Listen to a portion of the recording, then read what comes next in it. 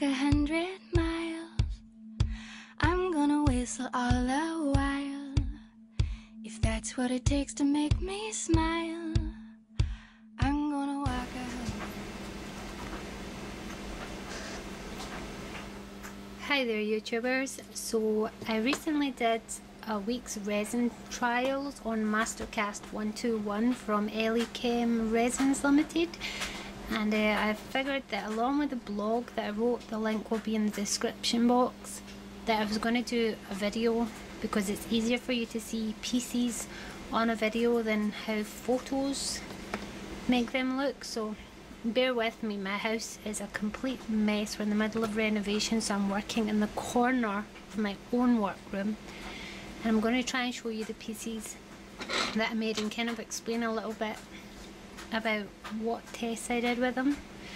I'm pretty new to epoxy, so this was a bit of a challenge in itself, working with something I'm not used to, and I was well aware of sort of problems with other epoxies that members from Resin Addicts have spoken about before, so I bear all of that in mind when I was doing these tests, and I kind of looked for problems and issues, especially being a newbie, somebody who hasn't really worked with epoxy. I figured who better to find out how hard it was to use this resin if you've never used epoxy before. Well, I have, but in very small amounts. Okay, so the first thing I'm going to do is I'm just going to quickly run through these pieces because I don't want this to be a massive video, and if you want more sort of details on what I thought of the resin, then please go and read my blog, it is more detailed. Okay, so the first thing I did was colouring the resin.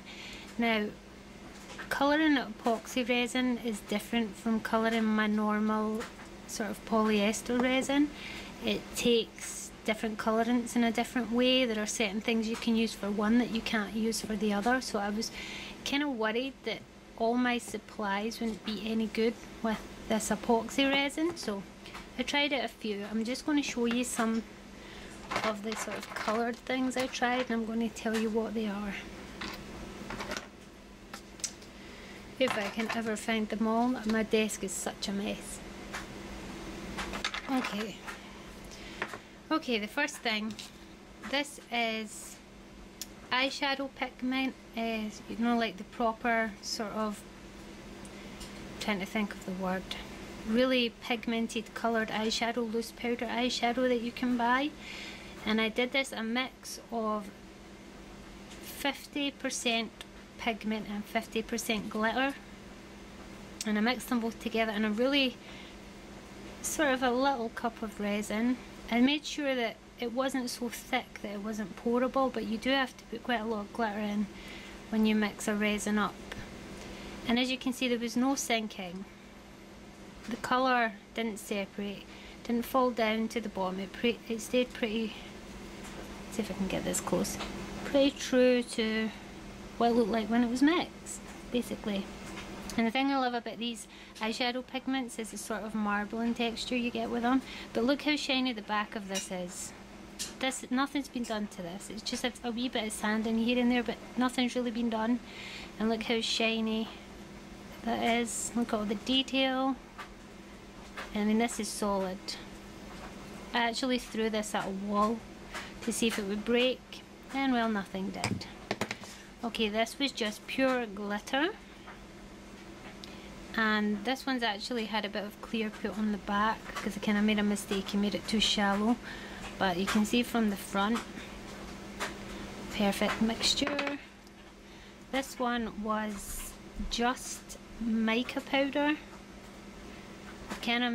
I spilled some resin where I was working, so this one's got like some on the back that shouldn't be there, but then I painted over with watered down acrylic paints because I wanted a really vintage look with this piece. So this has been watered down acrylic paints, and the paint still grabbed pretty well, that I actually had to sand some of it off, and then this has had a resin glaze. This one's not been sanded at all at the back. I'm trying to remember what this one was. Memory has gone. I think this might have been eyeshadow. My memory's so bad, but the point of this one was, I can't even see, it's so dark in here. Sorry, it's Scotland and it's like grey all the time.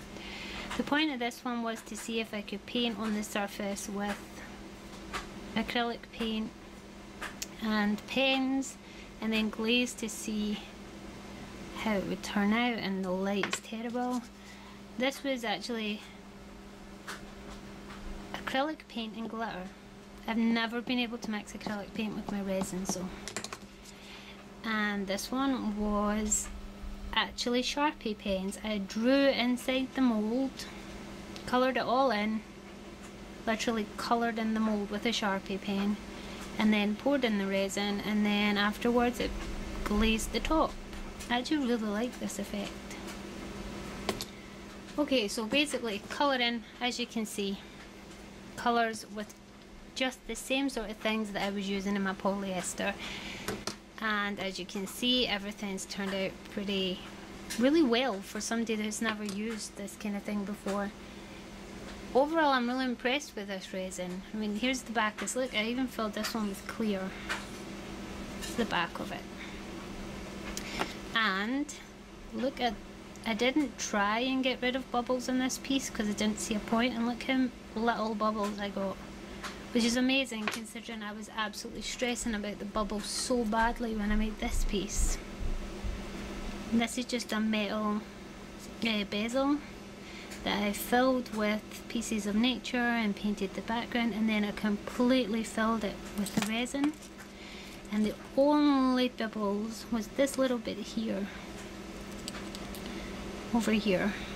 Oops, camera's out of focus. There's like a little bit there, and there's like one bubble somewhere down here, and that was the very first clear piece I did. Very first. So I'm really happy with how easy this resin's been to use. Another thing that I covered in my blog is using it as a glue.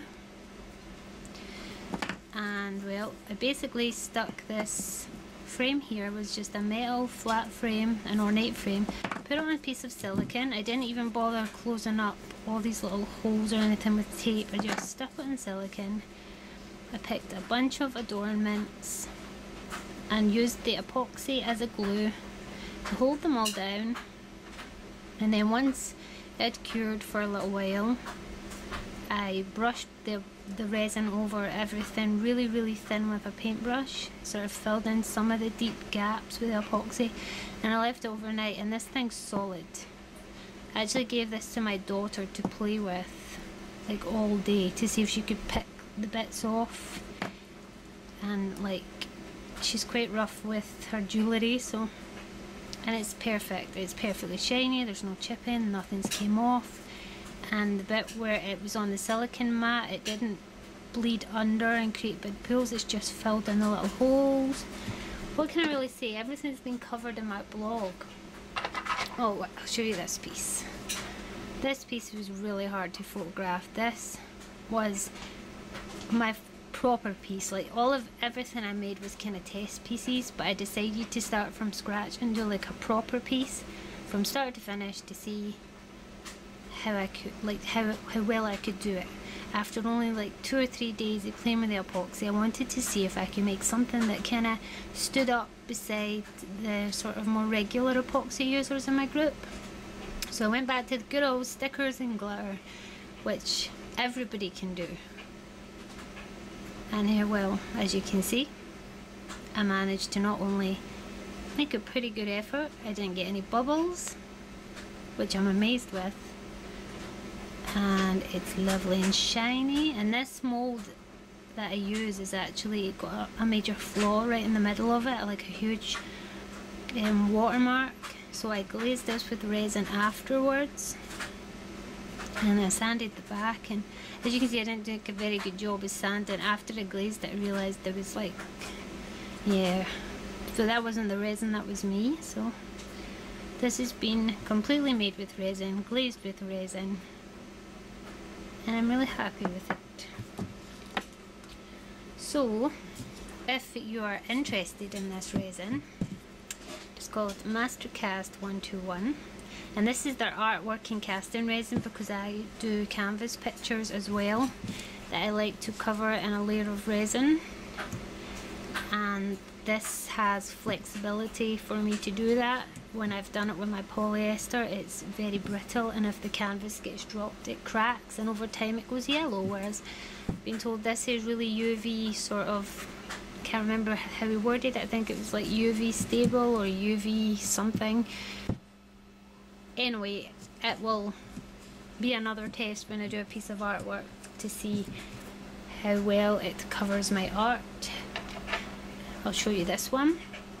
This was actually a polyester piece, which when I make polyester resin, it leaves like a sticky residue on any parts of the resin that's been exposed to the air, and anyone that uses it know you've got to sand that off completely before you glaze it, or in my case I sand my resin and buff it and polish it to a complete shine, and it sometimes can take up to a week for me to do a few pieces of resin, because you have to sand through grits of sandpaper and polish, and if you've missed a bit you have to start all over, and it takes a while. So this was a piece that had been sanded, the first sand, none of the fine sanding, and I decided just to glaze it to see if it would adhere, and this has only really been domed, and when I had a little bit left on my what's the word, in the cup, I just ran my finger around with some on the edges just to clear them up a little bit, but I do actually want to glaze the edges again. But I am so happy.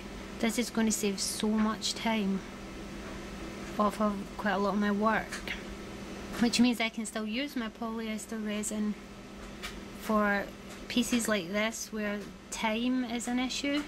This is a multiple layer piece, so if I did this with epoxy it would probably take me about 3 days to make the piece, whereas with my polyester resin I can layer all my layers, 3 or 4 layers, in like an hour,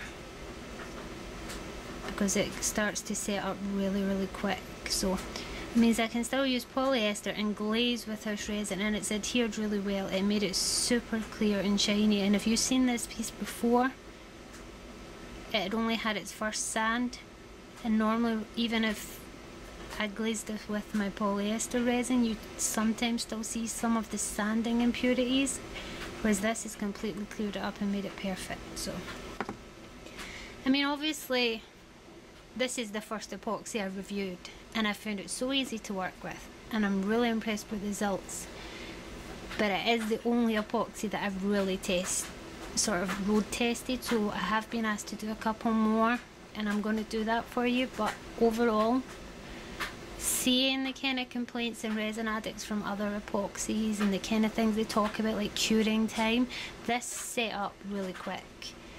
I was able to pour another layer after about half an hour on one of my pieces and demolded it like 6 hours later. So it was a little bit bendy, it's pretty cold here, but the ones that I left overnight, it wasn't even 24 hours, it was like doing them before I went to bed and like taking them out of the mold first thing in the morning, so it wasn't even 12 hours, it's more like 8 hours. And they were being unmolded and they were hard and they were perfect. So I am going to try other resins, but from what I've seen in Resin Addicts, this is a really good epoxy resin. All the kind of things that I know you complain about, all the things that I tried to take into consideration, haven't found any issues. The only issue I found was the bubble issue, which is normal with epoxy, and once you figure out how to deal with it, as you can see, 2-3 days and I've managed to perfect it. So this must be an extremely easy resin to use. I'm going to shut up now because I feel like I'm just waffling. If you do want more description of like the resin and the things I did with it, and my blog links below. So until the next video, sure, bye. I'm gonna walk 100 miles. I'm gonna whistle all the